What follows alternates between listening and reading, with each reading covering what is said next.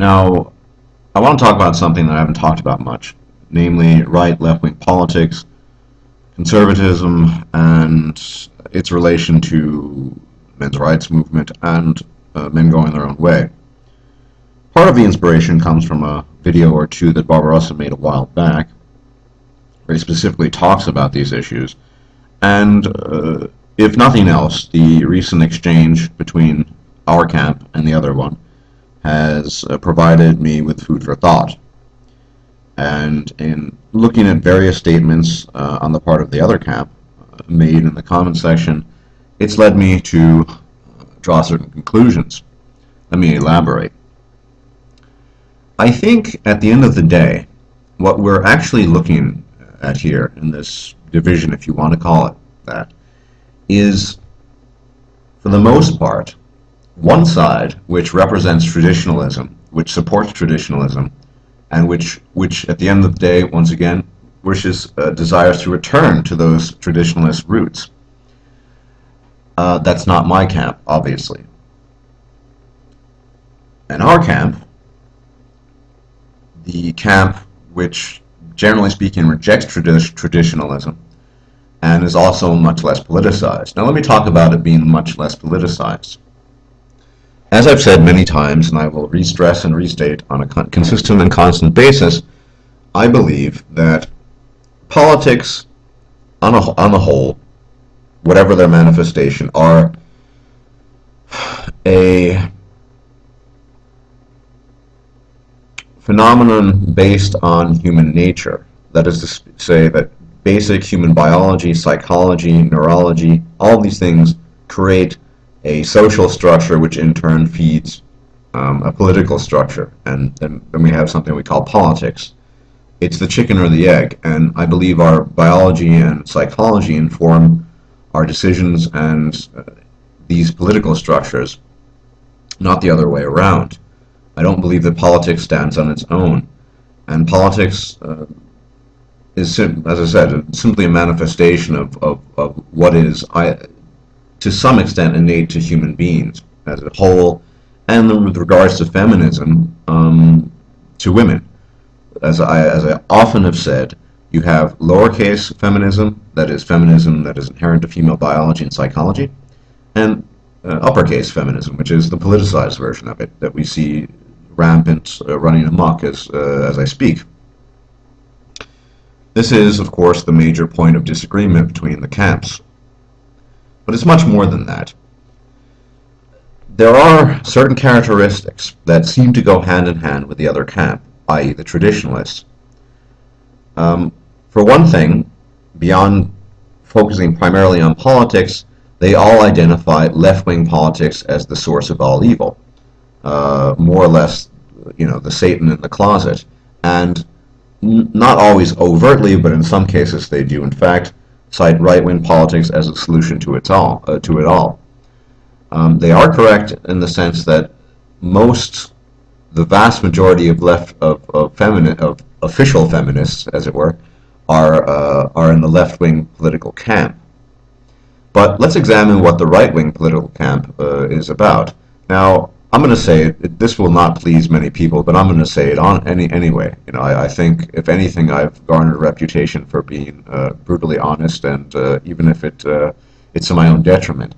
But I do not associate libertarianism in its philosophical essence with right-wing politics. There's some overlap, just as there's even some overlap with left-wing politics. But at the heart of right-wing politics is traditionalism, i.e. conservatives.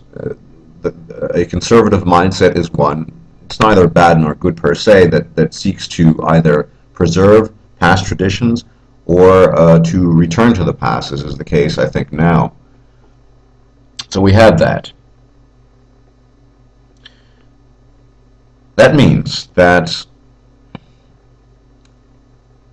what we really see, in the other camp at least, is an opposition to something that seems antithetical to traditionalist values.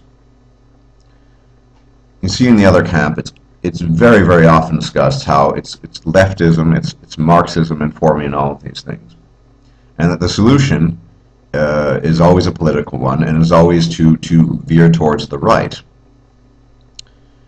There are other aspects to this. Traditionalists will often talk about the strong and important role of the traditional family unit, mother, father, and they also talk about female and male roles. For example, one traditionalist cited the idea that part of the problem with women is that they're trying to assume or engage in traditionally male roles, and the implication there being that they need to give those roles up and return to the fold. And there are male traditionalists and female traditionalists. One female traditionalist I've mentioned before, I believe her name is Misty Christie 82, and I haven't looked that up right now, so it's a haphazard guess. She's very much a traditionalist. She's very much about the old-fashioned roles. And I can understand these thoughts, but I have made a video in the past about traditionalism, not per se, but going back to the roots in the good old days. And quite frankly, as I've said numerous times and said in that video, I don't think that the good old days were really that good at all.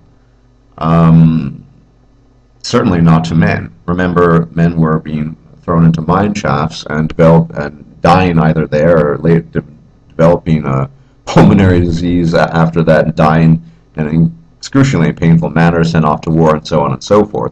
The good old days weren't really that good. So what I see essentially in the other camp is really just a desire to preserve the past and a return to past social structures. Getting past the point that's, for better or for worse, that's just not an option. It's not going to happen. I think that is in part an element of this attack on men going their own way and our camp, the thought that we are being extreme and so on and so forth. Because what we do have in common with the so-called politicized left and feminists, if you want to call it that, although I actually don't really see, saying I'm being a bit facetious here, is that what we're talking about, boycotting women, moving past that, and representing self-interest, as well as compassion for men. Remember, conservatives do not offer compassion towards men. Very rarely. In fact, I'm going to get to this in a second. I've never seen a conservative talk about the horrors of war and the pain inflicted on men as a result of that, and the death. But let's talk about that in a bit. That we are, at the end of the day, rejecting traditionalist values. There's nothing traditionalist about men going their own way. After all, the traditionalist view is that we have a nuclear family with a mother and father, and each performs certain roles and what have you. Another point of division is I actually don't care about what women's roles are. I do believe in meritocracy. If a woman, for example, can outgame me, I'll have respect for her, at least in that arena. Or if she performs a job better than I can, then I'll have respect for her in that as well. So I don't believe that in this traditional role thing, because I just think the whole thing doesn't work to begin with, and didn't really work that well in the past. It was very, very fragile, as we've seen in recent decades. So MGTOW is really walking away from traditionalist values, and so it should not come as a surprise to at least the people in my camp that there would be some rather potent attacks and some rather potent negative rhetoric leveled at our camp for being extreme, for being this, for being that. Because at the end of the day, a traditionalist wants to welcome the female back into the fold of traditionalist values and the traditionalist family unit. That seems to be the goal. It is therefore incompatible, once again, with men going their own way. And it seems very clear to me by this point in time that is the crux of the issue. There's another element to that I want to talk about in general to traditionalism and left-right paradigm and all of this, is that one thing you will find compassion for men and understanding very rarely, well, certainly you won't find it in the left at all. And if you, unless you misinterpret what people are saying, and I think this idea that man needs to be the head of the house and all of this and what have you, to me that's not showing compassion towards men. I have to this date never heard a right-wing conservative or a left-wing conservative for that matter. Sorry, a left-wing politician. They usually talk about women's pay, but either camp, but particularly right-wing conservatives talk about the plight of men, say with regards to war. Recently, Save the Men made a fantastic video really defining what the war experience is, and it's basically death, pain, and destruction for men. And never mind those survivors who have post-traumatic stress disorder. I've had family members suffer from war and men, and I can assure you it's, at least looking at it peripherally, it's no walk in the park. They also have very, very little inkling or desire to oppose war, state-sanctioned war. Often you'll hear things like the Iraq War was a mistake or Vietnam was a mistake, which it really is a tragic, and I'm being generous here, euphemism to describe what they actually were. They were horrors. They were diabolical horrors wherein men from one country were sent to kill men from another country with whom they had no disagreement, never did anything towards them, and as a result, hundreds of thousands of people have lost their primarily men, have lost their lives trying to kill each other. Conservatives don't talk about that, but if they're be feeling generous, they'll say it's a mistake. Sorry, I can't just toe the line there. I have to state that it's an important issue to me because war throughout the ages has always been the grim reaper towards men. I mean, there are so many other things as well, but it's nowhere else do you see where the astounding numbers of death and suffering really just relegated to one population almost entirely. So there's that. The other thing I've noticed is it's very subtle, and I have to talk about this slowly and methodically since all my videos tend to be spontaneous. So we had this case of the Denver, this man in a Denver prison whose ex-wife was extorting money from him, and basically he couldn't pay anymore because she basically ran him out of business, and so he ended up this horrible situation. Traditionalists will often talk about the feminist legal structure and this and that, and we need to push this back and what have you. Of course, what they mean is we want to push this back so we can get back to the traditionalist view where these feminist structures didn't exist, in the politicized feminist structures didn't exist, and I would support that, of course. But once again, we see a marked lack of compassion. There's no compassion. It's not so much this man is suffering, we need to think about his pain and suffering, which is something Girl Rights What has talked about. One of my interests, I don't like using that word, but is seeking to alleviate male suffering. That's one of the primary concerns of this channel. And the focus simply on the political doesn't really do that. Notice how from the other camp, we've talked about suicide. Barbarossa produced a very profound and accurate video of male suicide, male death at their own hands as a result of immense emotional pain. I've never, and quite frankly, some of the commentators in the other camp I've seen, like I said, with their man up rhetoric, it's little surprise to me that they would not talk about that issue. So I think what we have here at the end of the day is something we really need to talk about openly. So we have this really just conservatism, traditionalism, a desire to preserve the past, whether or not those structures were beneficial towards men or not, because ultimately the men's rights movement is about male interests. We're not going to sit here and claim, as the feminists did, that even though we have the nice prefix feminism, it's about egalitarianism and for the general weal of humanity and what have you? No, I think not. The fact is, men's rights is about men's rights and male interests, and certainly that's what men going their own way is all about. The traditionalist view, I think, is much less about establishing male autonomy, giving men the means of protecting themselves emotionally, financially, and otherwise, and much more about returning to traditionalist values, returning to the nuclear family unit. And this is why you see on the part of traditionalists a constant reference to the left as Satan, as the devil in the closet, that the left is responsible for everything. I don't deny, and I have agreed many times, that feminists invariably will be on the left. But I don't think that right-wing politics are the solution or the panacea to it all. If anything, it perpetuates the problem.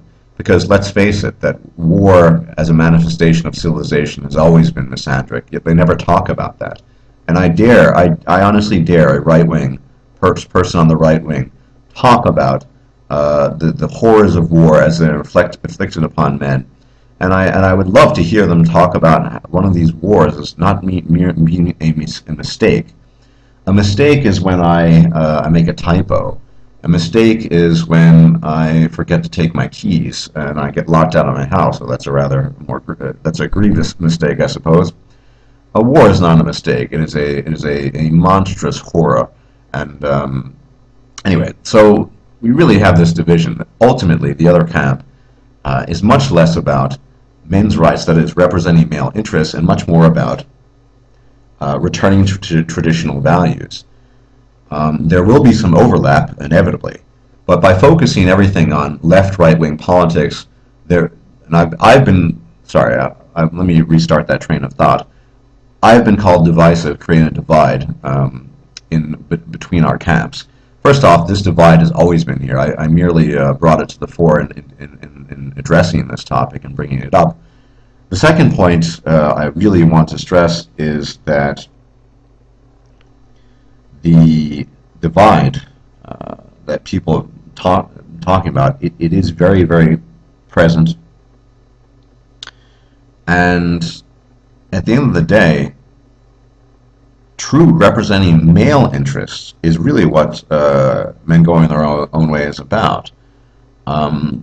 When from the other camp you hear things like, you can't generalize and you can't do that, even though repeatedly Barbaros and I have cited the evidence and talked about past female behavior.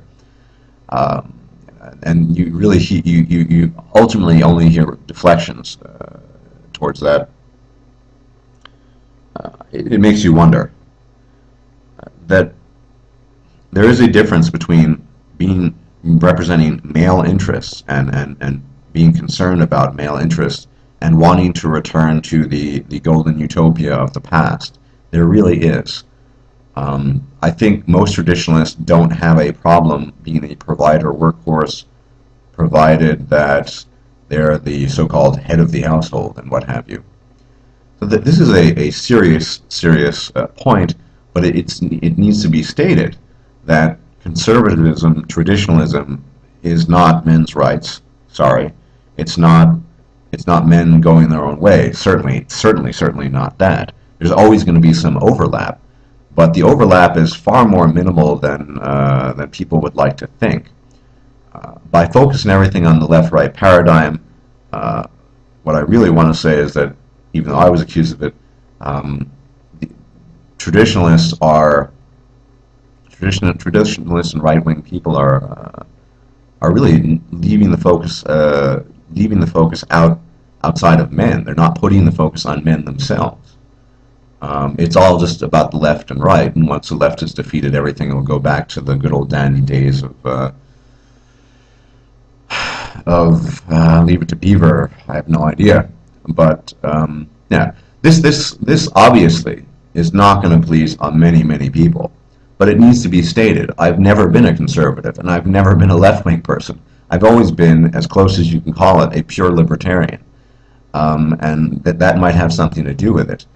But my libertarianism has always kind of been a lowercase l. I cannot endorse traditionalism because I don't think traditionalism is in the interests of men. Um, I just think this needed to be stated, and I do not see compassion and understanding extended towards men. In the traditionalist view, it seems, the traditionalist camp, they do want to make a peace offering towards women, rather than through boycott and forcing about changes in behavior. They want to go back to the good old days. And as Barbaros had said predictably in his video response, his most recent video response, he made a prediction that this was what would happen. That if men didn't wise up, we will see female infiltrators, females pretending to show understanding, and really go back to the old model of the traditionalist view of the male provider workforce and what have you. And in this sense, we see history as being quite cyclical. The only key to escape all of that, the only means of escaping all of that, in my humble opinion, is by choosing the route of men going their own way. Because as Barbaros also stated, what it really is, what at the end of the day, what men going their own way really is that recognition on the part of a large number of men, an ever-growing number of men, that there's something funky about the way women behave, and something really, really, really odd about the way they behave towards men. It is men recognizing something fundamental and something core in female behavior. That's the major difference. And I'm hesitant to say it, but I will say it, that I think most people in the other camp, traditionalists, would have no problem going back to the good old days of Leave It to Beaver, where you have assigned gender roles, which actually I don't believe in. Like I said, I think I believe in merit, and yeah, that's at the end of the day what this is really all about. It's a clash of traditionalist values and non-traditionalism. So let me just summarize and encapsulate what I've just said. Men going their own way as a thought line of thought, as a movement, stands in stark opposition to the other camp, because the other camp is traditionalist, and men going their own way represent a threat to the traditional line of thought. As food for thought, you often hear how the men going your own way philosophy is actually detrimental to the human race. It's not a long-term solution, if it's a solution at all, and so on and so forth. So it is clearly, men going their own way in that sense is a threat to the right-wing traditionalist, everything's left-wing, right-wing politics point of view, much as the feminist, the politicized feministic left, correctly so, is also a threat, and has been a threat to traditionalist right-wing politics. I, of course, endorse neither, and I cannot in good conscience endorse either one of those things. There's always going to be some overlap. Of course, there's more overlap in my position with traditionalists, in the sense that I certainly would love to get rid of politicized feministic legislature and laws, but I don't want to return to the good old days that were never good to begin with. I cannot do that. So yeah, what we have is opposition to our camp for the most part, because we are representing change, but this time it's a change for men and a change for men's interests. Traditionalism is not really in the interests of men so much as it's in the interest of preserving the old guard. And certainly conservative and right-wing politics consistently and routinely fails in addressing that most horrific aspect of civilization, and that probably one of the worst things that can happen to a man, and only primarily happens only to men, war.